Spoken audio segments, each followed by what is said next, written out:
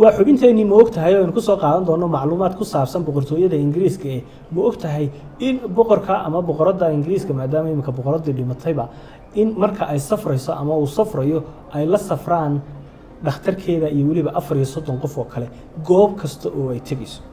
haddii aynu kusii soconno ma ogtahay in dhalashada boqoradda dhowaan dhimatay ee Queen Elizabeth 2 jeer loo dabaaldegi jiray muddadii ay nooleed oo ay lahayd 2 xilli dhalasho.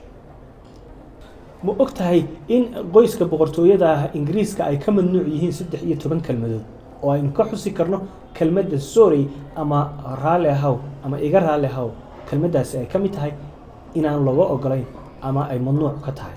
haddii weli aynu kusii soconno ma ogtahay inaan 2 amiir oo weliba kuwa dhaxal sugayaasha ah inay wada safraan aan la ogolayn oo mamnuuc ay ka tahay sharciga boqoradda ama boqortooyada ee dalkaasi maadaama oo aan sidii malahayga waxaa laga baqayaa in ay mar wax wada gaadhaan labada dhaxal suga haddii ay wada safraan.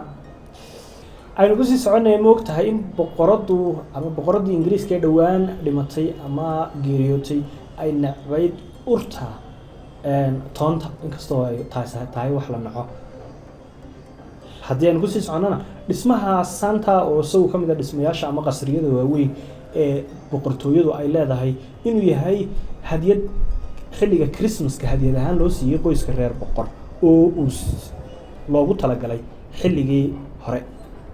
ma ogtahay in boqoradda iyo weliba boqorka dalkaasi ay inta badan kolba kii xukunka jooga ay xidhaan hal dhar oo saafi ah oo isku wada eeg. waxaynu arki jirnay boqoradda oo koofiyad saacad iyo weliba kolba maryaha ay xidhan tahay dhammaantood ay yihiin hal dress oo isku wada eeg. haddii aynu kusii soconno qoyska boqoradda inta badan macluumaadkani boqoraddu ku saabsan yahay iyo weliba boqortooyada in gloveski ay caddaa ee ay xidhan jirtay boqoraddii dhowaan geeriyootay ay 40 sano xidhnayd.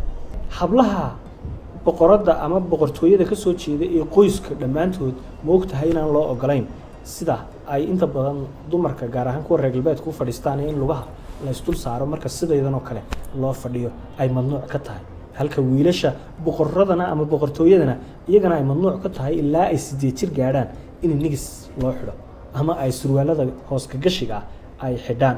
waa waxyaabaha cajiibka ah ee boqortooyadaasi ay leedahay. Prince William iyo weliba in ma ogtahay Prince William ama amiirka William la yiraahdo oo qoyska ka tirsan uu aanu gelin ama aanu bilaabin iskuulka ay boqortooyadu leedahay si gaarana uu isagu wax u dhigtay isagoo diiday. weli macluumaadka fari kama qodna boqortooyada ma ogtahay in qoyska boqortooyadu markay cashaynayaan loo soo labisto oo dress iyo labis cajiib qof waliba uu muddo soo diyaariyo xilliga cashada la tagayo. haddii aanu dresskaas soo xidhanna aanu cashada boqortooyada habeenkaasi aanu kuba qornayn. waa hagaag ugu dambeyn waxaan filayaa inaad xogahaasi iyo macluumaadkaasi ku saabsan qoyska reer boqor ama reer boqor ee ingiriiskana macluumaadkooda gaarka ah aad wax badan xubinteennii ma ogtahay aad kaga bogateen. nabadgelyo.